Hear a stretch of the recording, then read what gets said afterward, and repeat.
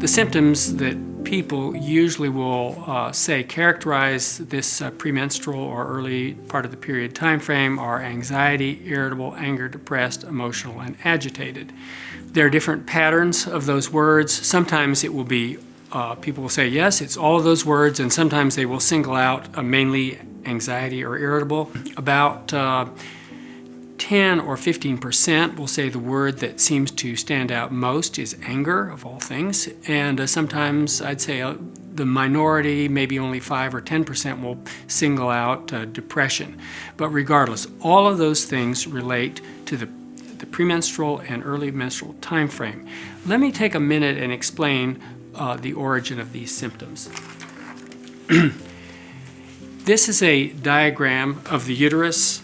The uterus itself is about the size of a lemon, large lemon, small orange. It has an internal space, and that space is lined by some hormonally active, think skin, which is the part of the uterus that under the cycle, the hormone cycle, will thicken and shed and thicken and shed. As the lining degrades and gets ready to shed, it releases a neuropeptide toxin into the bloodstream. It is that neuropeptide toxin that triggers all of the famous symptoms. But as the period starts and things wash out, symptoms subside and go away, and women say, "My good week." And then, of course, the whole thing starts the next month.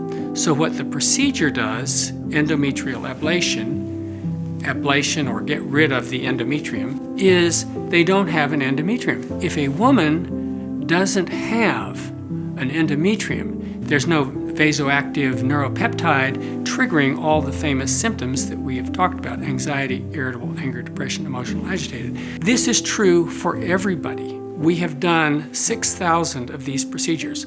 I know, I ask the questions. Women come in, they say, yeah, I have this, I have this, I have this. They come back several months later, a year later, and I go back through the same questions. I said, now you told us all of this, right? And she says, yeah, I told you all of this, but I just don't have this anymore.